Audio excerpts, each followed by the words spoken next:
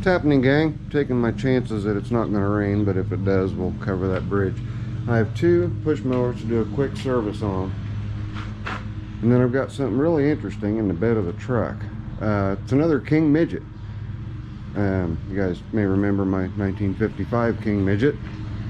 Well, this King Midget is just a little bit different. Just a tad. It's missing a couple of wheels.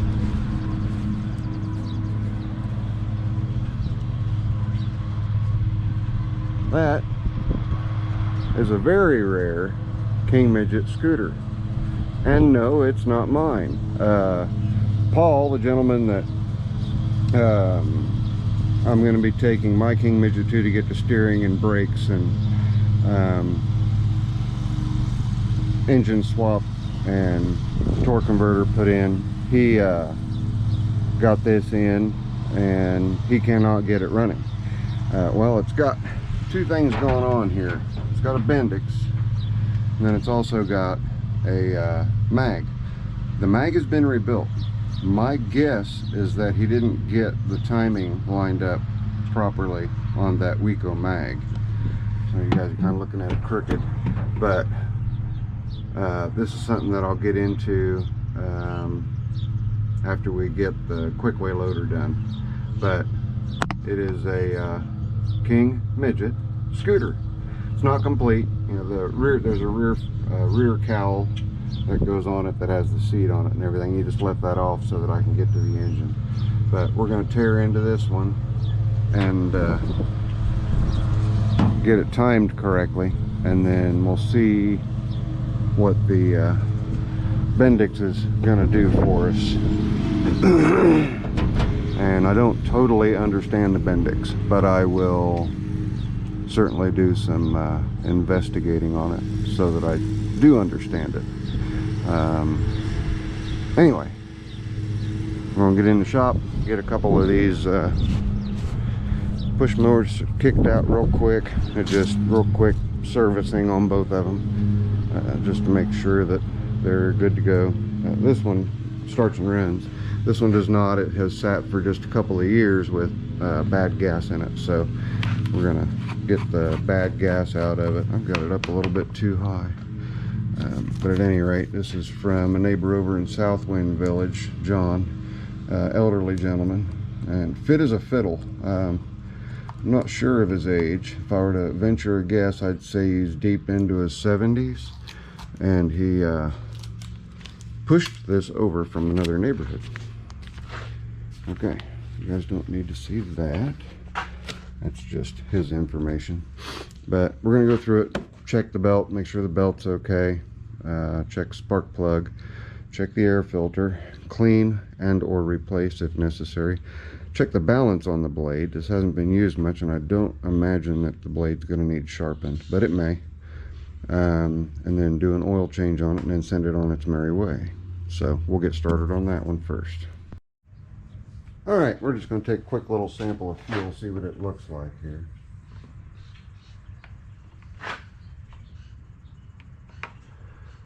That if we look at that fuel, it does not look bad.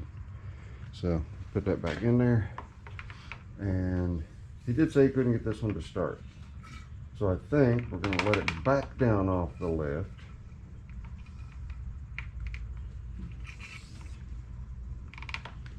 and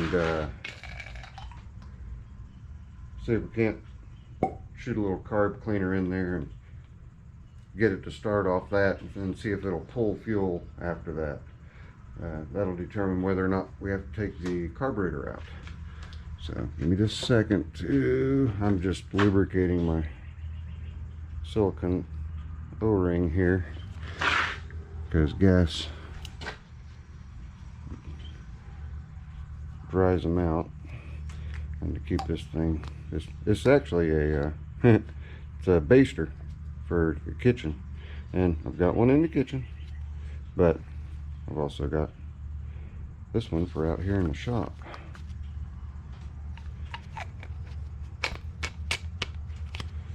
For just that purpose that I just showed you, sucking fuel. Alright, we'll get the cap back on, get that back on. I'll check the oil. The oil is as clean as a whistle. And so I really don't think that that needs change. That'll save John a little bit and it'll save me some time, right? Right. Okay. Let's get her down.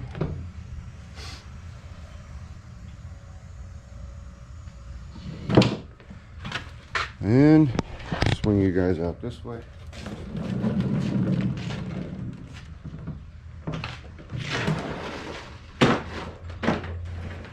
We'll pop the air cleaner off. Make sure you guys can see. Ouch, that hurt. Make sure you guys can see what's going on. I'm just going to pop the air cleaner off. Maybe. Yeah. And it certainly does not need an air filter. That's as clean as it can be too. So good on you, John. He's got 3 push mowers and he alternates which ones he uses. So a little bit of carbon choke cleaner. Tilt it a little bit, make sure we get some in there. We might just go ahead and put a little bit more fuel in there too. You just may not be picking it up. Funny little story there. Mom and Sue called me down. Nothing's running, nothing will start. And her grasshopper didn't start because, well, it didn't have any gas in it. And her golf cart wouldn't start because the battery died, drained out. But I told her, I said, before you call me down, make sure that stuff gets fuel. All right, we put the carb cleaner in there and see what we get, if anything.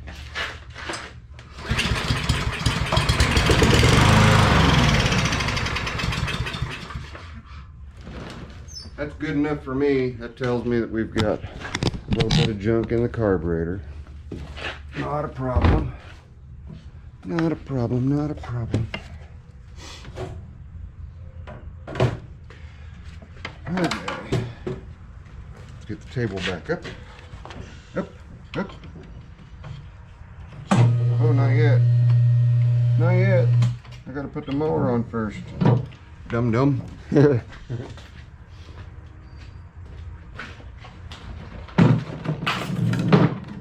it's just the right height for tilting and putting a riding mower up, or a push mower up there. So that's good.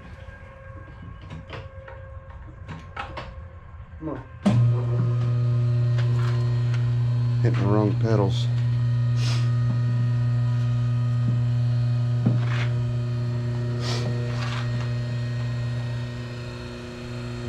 Up she goes.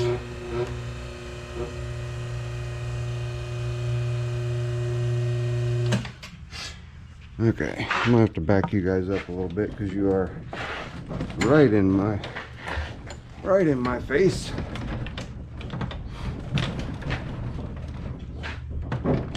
There we go. You're on my tool cart. We're gonna pop the screws out, pop that cover off, get the carburetor off, and do a little bit of cleaning. I think first thing we should do is just go ahead and pop that little drain. I'm gonna grab my little drain cup.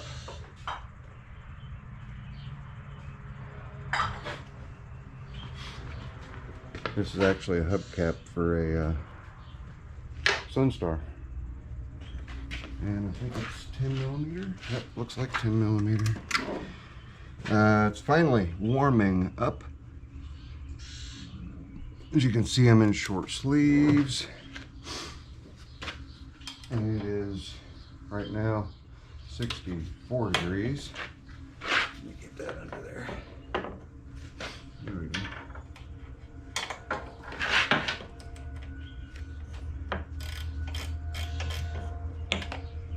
Let me also get my hose clamps so I can pinch the fuel line off. I'm gonna go ahead and let it run out just a little bit. They're just barely on there. I'm gonna let the fuel run out a little bit so that if we can get any possible water out of there that might be in there.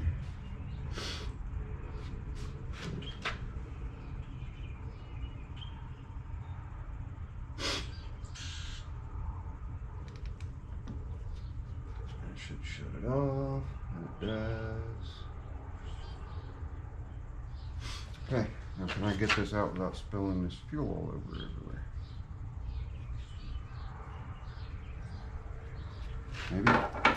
Maybe. Oh. That 10mm bolt on the fuel bowl is just, there we go. Okay, we had a little notch in the cap I was able to pull it out of. Maybe you can see the little notch right there. But there's quite a bit of junk that came out with it, and a lot of water. Let me show that to you guys. Set that down. Get the screw out of there. And dropping the fuel bowl and just blowing air through it may be all we have to do. We'll try that, and then after, come on, get off there. Well, I can tell having a white tabletop's gonna bug me. All right, so let's take a look at the water in the carburetor, or in the fuel. You guys see that, the white milky, all that? That's all water. It's kind of has a green tinge to it looking through the camera. That's all water. So let's dump that out in an environmentally friendly way.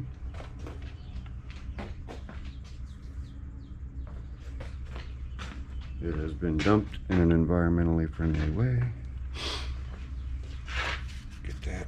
I'm gonna run just a little bit more fuel out and see if we have any more water. Just cleaning the cap. Here we go. All right, a little more. Make sure.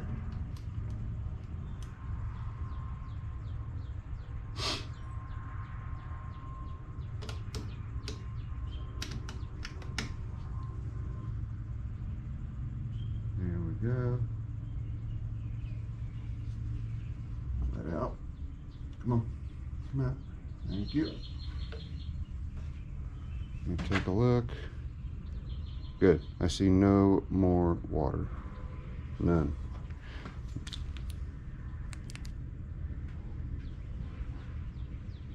Well, yep, there is. A couple more little. Yeah, a little bit more water. I'm going to agitate the tank and drain some more out. Should have been the first thing I did, huh? Why didn't you guys tell me? Zippo, just let some fuel out of it first. Boys. Make sure that's pretty well dry. Agitate the tank a little bit.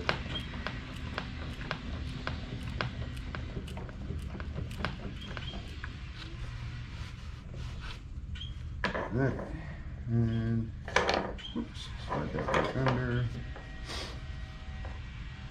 If the fuel comes out a little bit milky, that tells me there's still water in it by agitating it. Can't say gasoline anymore because that's not all it is. You have to say fuel.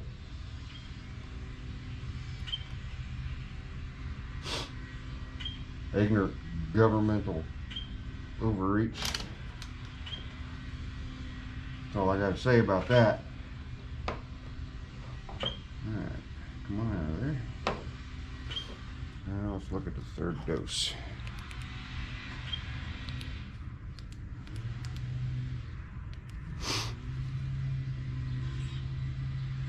I still see just the tiniest bit, but I don't think it's enough to cause us any kind of an issue. So now that we've got that out, let's try to start it again.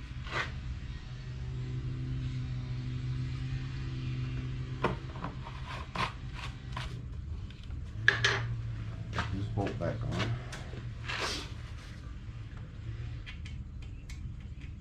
I think this is one of those MTD engines. I'm not real sure. I know, I mean, it doesn't look like a Briggs at all. It might be a Muncie. I think it's one of those MTD engines. I think 159 cc. Come on now, get in there. Oh, I tell you.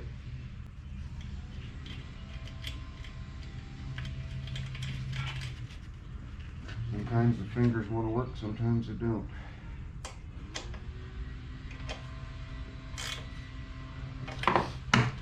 Let that out.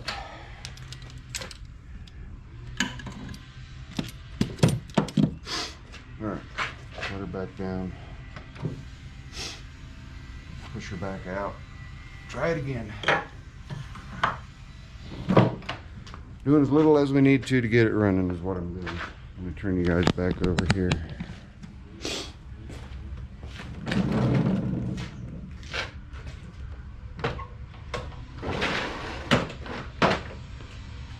Give it another little shot of carb cleaner. Make sure you guys are in view. Yeah, pretty much. There you go.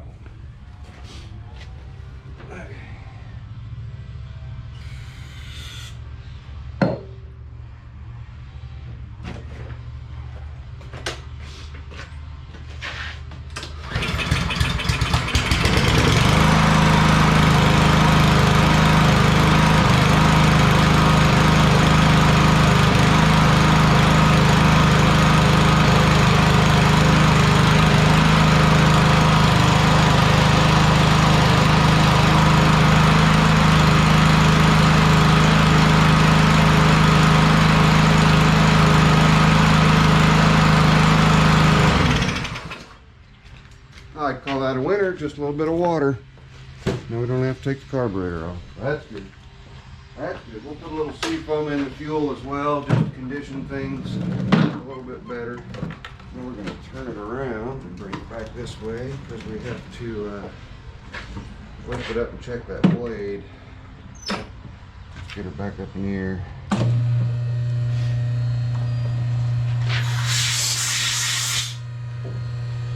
Oh, how did I live without this lift? How did I live without it? Like I said, white top and be constantly. Oops, you guys aren't watching. Pay attention.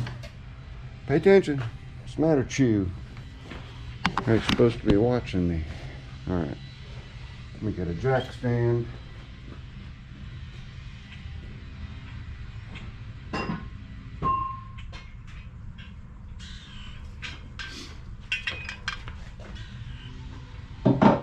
Back towards this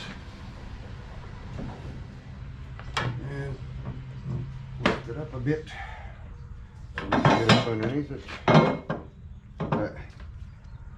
Wow, okay, well we're gonna, that's noisy, we're gonna check the balance of the blade. So that looks like a 5/8. It's usually what they are. Let's see. Yep.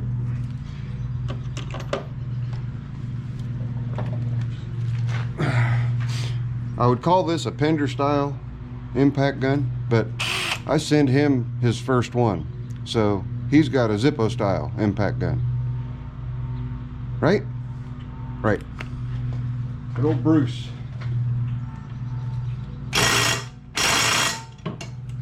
That's a fail. We need the big gun.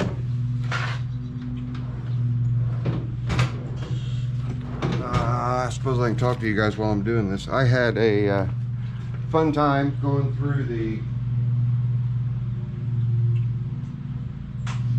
toolbox. I just got through the top bit, and that was all I got through. And I did that Easter Sunday after Easter dinner. I'll show that to you guys here shortly. Let me get this up a little higher.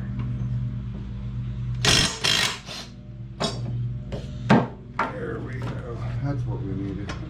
I don't remember the last time was that I pulled out my air impacts. Yeah, dude. When I changed the wheels on Ruby. And there's not very much broccoli under here either. You guys can see if you look deep enough that it's just the thinnest little layer. So that's good. Let that sit there. Now you guys got to come with me. Come on over here. Come on. Wait a minute. Let me get it. There we go. Come on over here. Howdy. Yeah, I got my bibs on. We're going to check the balance on this, but before we do that, we've got some broccoli on here to get off, or that's going to affect our weight. Affect it quite a bit. And all we're doing is just checking for balance. And again, with my balancer, that professional balancer that I have, it only requires, you can have up to a 15-degree drop in either direction, and it's considered good. But looking at the edge of this blade, I'm here to tell you, it never hit anything, and it wasn't used much at all. But got to get all the grass off so we get an accurate balance.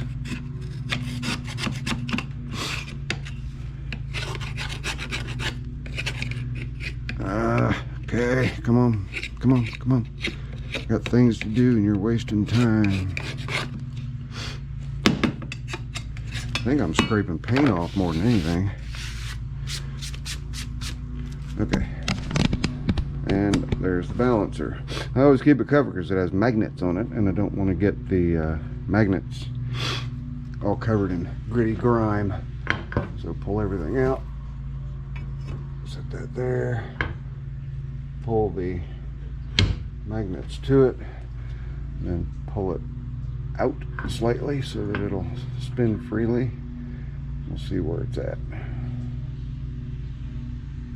Well, it doesn't get much better than that now, does it?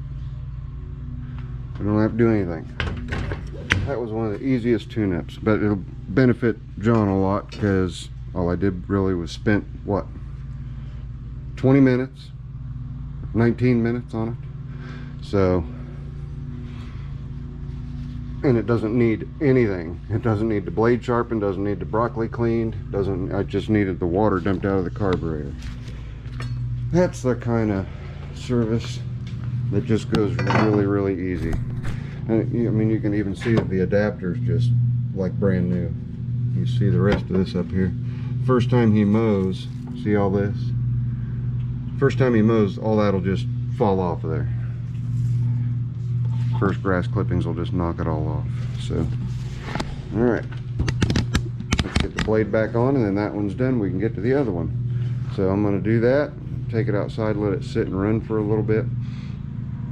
Give John a call, let him know he can come and get it, and give him his super cheap bill. So we'll see you guys on number 2. All right, this is my brother-in-law Kent's mower. It's kind of been rode hard, put away wet. The drive is not operating, doesn't do anything when you pull the handle for the drive. The battery start is not working. I'm assuming it's probably just a dead battery, so I'll throw it on a reconditioner and see if we can't get it to come back to life. But this one's going to get full service oil change, and it needs everything and then some. So blade sharpened, check the broccoli underneath there, air filter. I already ran it, so I know that it runs okay. I don't have to worry about the gas. Pretty much just do a general service on it. So if you guys want to see how general services are done, I strongly encourage you to go over to Bruce's shop. He's got tons and tons of videos on him. This is the old Briggs Platinum edition. Very common engine.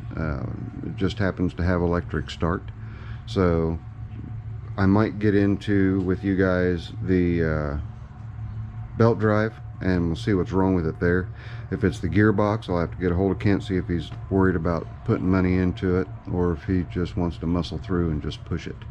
So I'll catch you guys when I tear into the belt drive system and front gearbox and see what we're doing there.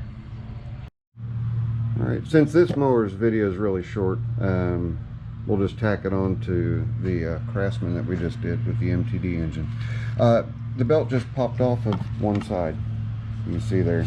So I'm just gonna pop her back in, and then I'll set it back down on the ground, see if that took care of it. The belt looks just fine. It doesn't look too wore out. So give me a second, pop that belt back on, we'll get it back on the ground, see if the wheels start driving again. They are a little bit pigeon-toed, and I can see in there that the gears are not in good shape on this one. And yeah, they're the same way on this one. So my guess is that he is not going to want the drive system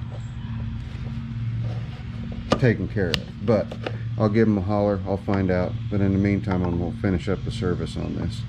So I don't expect it to pull it under its own power with the condition of the wheels, and I do not have any new wheels, but I can get them. So we'll let that be up to Kent. Give me a second, be right back. Show this to you guys real quick so you know. There are two little 1/4 inch plastic bolts. They're metal bolts that are metal bolts that screw into the plastic. Take those two out. That lets you get that bracket out of the way. Sorry, you guys weren't watching. Let you get that bracket out of the way so that you can then slip the belt on, and then you just screw the bracket back down. So I'm going to get it screwed back down, and we'll see if the wheels are going to run. I don't have high hopes. So I'll stick this in here somewhere. Show you guys a little trick, a little tip, and it'll help prolong the life of your pull cord. And that is, just take some beeswax and pull your line taut and rub that beeswax pretty quick over your cord. And what that'll do is it'll put a coating of that beeswax on and help with the fraying of your line, and it'll help keep your line a little healthier, a little longer. And off camera I'll pull it out and do the rest of it here. But when I first started, I'll pull the camera down here in just a second, but you just go around it and you can actually feel that the beeswax is getting on there and it's doing its job. You can use like little tea light candles. Tea light candle wax will work fine. But you can see right here how frayed that is. Well, this whole piece was that way, and as you can see now, it's smoothed out all of those little fibers, and it's realigned those little fibers. Just realign the fibers, and that's really all you're doing. So just a little tip. All right, let's see if those wheels are going to turn. Like I said, I do not have high hopes.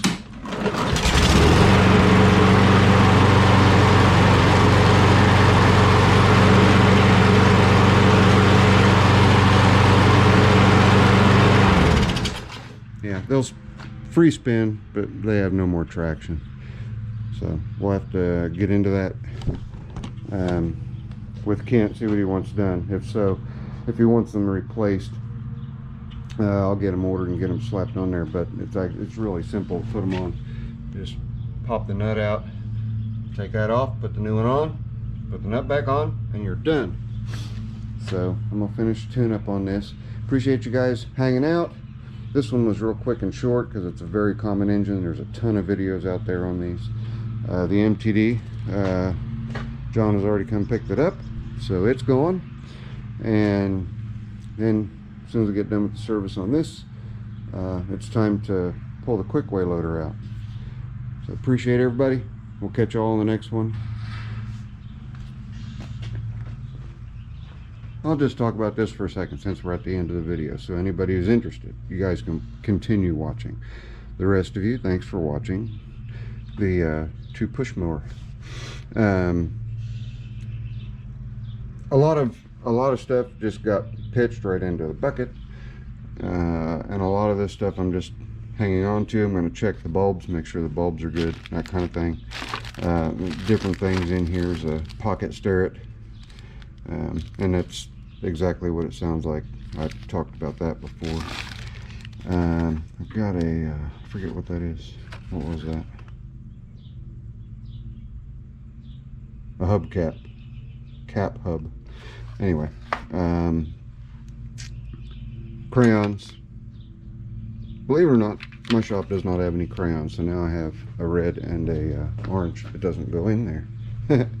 Now I have a red and orange crayon. I typically just use a piece of masking tape and a marker. I've got some extensions here. Most everything that is here is Craftsman or higher end, with the exception of these big guys. Well, this big guy's an S&K, and that one is a True Craft, made in Japan. But I'll go through these sockets to see what's needed out in the garage toolbox, and then that pretty well takes care of this box as far as the top. And there's still just a little bit of stuff hanging out in here. The Torx bits, grease zerks, just stuff that I really didn't need to pop out. There's a die for tap and die. There's a temperature sending unit, license plate mounting kit, and wire looms, and also old Chevy valve cover tabs. Let's see, we got these empty.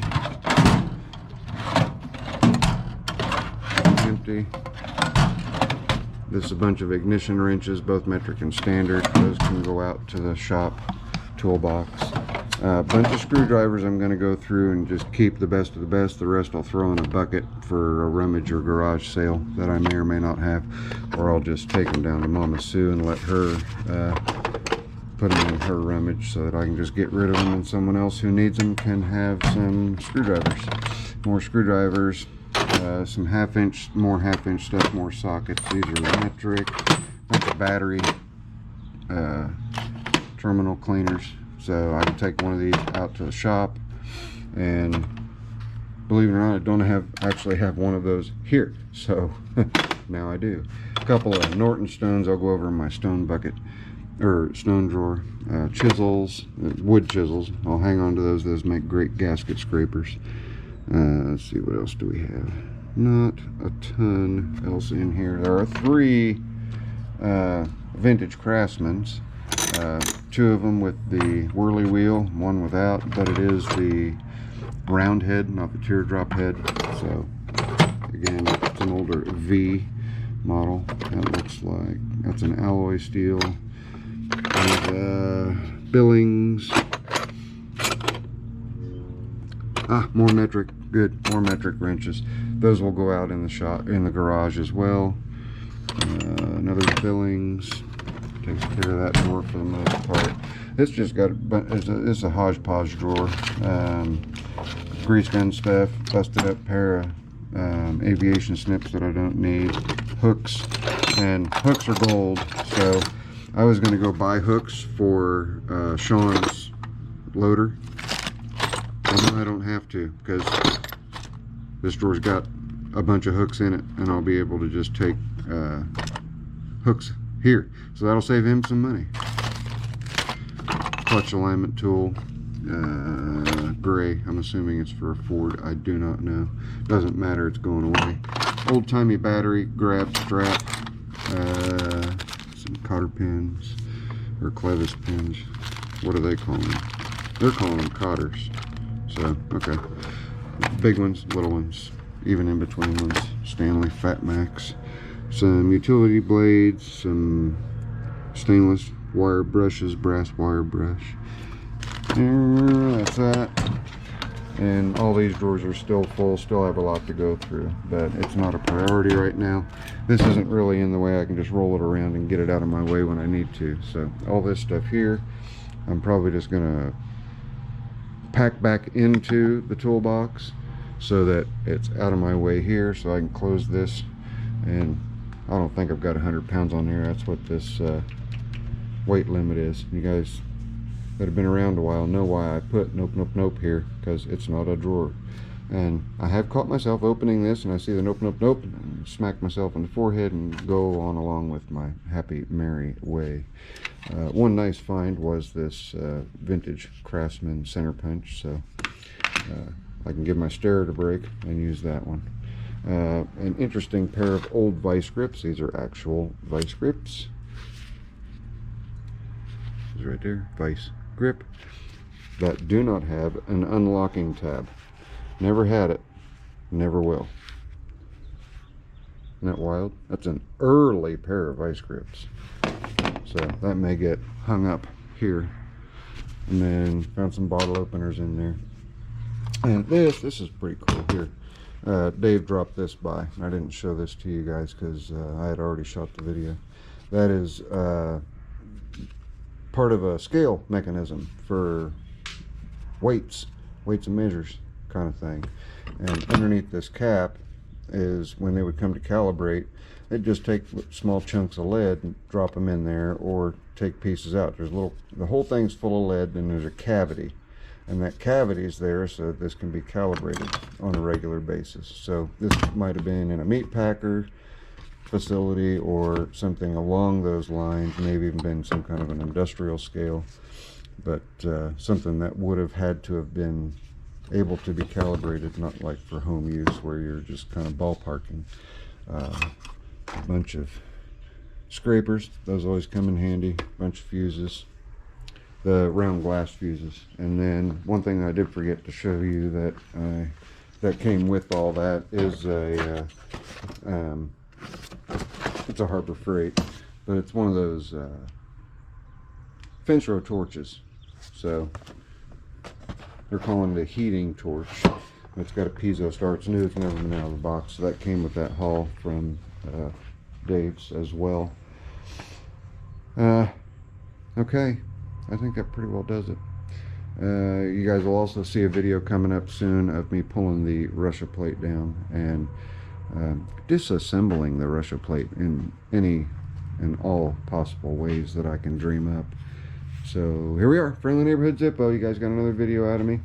We'll get more videos on the quick way coming up very shortly, and I hope everyone has an absolutely wonderful day. We'll catch y'all later. We'll see you when I see you, all that fun stuff.